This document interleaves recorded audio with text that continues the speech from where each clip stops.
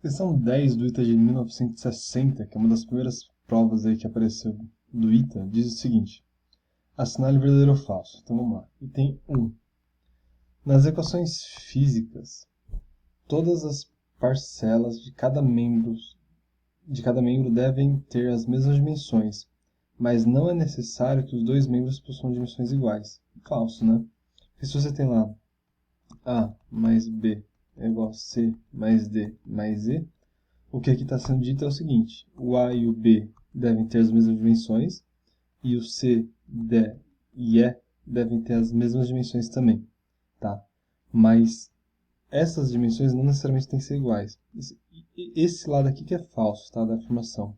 Porque quando você tem uma igualdade, o lado esquerdo e o lado direito tem que ter as mesmas dimensões, tá? Então, se aqui você está falando de massa, né, aqui você vai ter que ter falando de massa também. O que não pode é você estar falando aqui de massa e aqui de, sei lá, comprimento. Isso realmente não existe, tá? Então, quando a gente pensa em dimensão em uma fórmula física, tanto o A, B, C, D e E devem ter todas as mesmas dimensões, tá bom?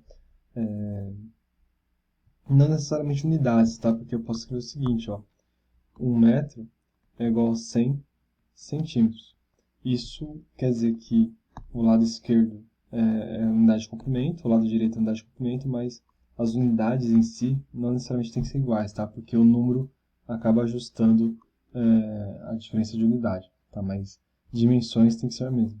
E se você não lembra o que é dimensão e unidade, sugiro você olhar nossa aula 1, tá? O link está na descrição aí do vídeo. E vamos lá, o item 2 fala o seguinte: as massas específicas e pesos específicos são medidos nas mesmas unidades. Por exemplo, grama por centímetro cúbico ou quilograma por metro cúbico. Bom, aqui eu acho que vale uma observação porque eu já vi as duas respostas na internet, tá? Então, se você for muito literal, peso específico é Newton por metro cúbico, tá? Então tem lugar que fala que peso específico é Newton por metro cúbico, mas enfim. O meu entendimento é o seguinte: massa específica e peso específico é a mesma coisa, tá? Então você pode trabalhar com várias unidades, tanto grama por centímetro cúbico ou quilograma por metro cúbico. Então eu marcaria como certo, tá? Essa afirmativa. Então, só relembrando, você tem massa específica, densidade, que são duas coisas bem diferentes, e peso específico, que eu classificaria igual a massa específica, tá? O que é a diferença de um para o outro? Quando você olha massa específica, você está olhando o material, tá? Então, se você tem um bloco aqui e esse bloco é oco por dentro, você vai estar pegando toda a massa que tem aqui e todo o volume preenchido do material. Então, vai ser massa por volume preenchido, tá? Isso te dá a massa específica do material. É como se não tivesse nada dentro, ou ausência de nada também.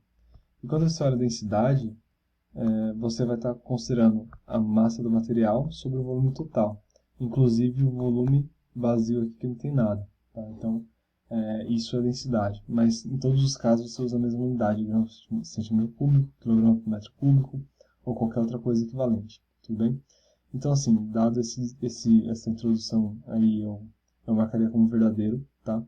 Mas pode ser que você ache em alguns lugares peso específico como sendo newton por metro cúbico. Bom, é isso a questão do ITA de 60, tá? Uma questão bem teórica, mas eu espero que você tenha gostado e se divertido com ela. Então, vejo vocês nas próximas aí e até mais.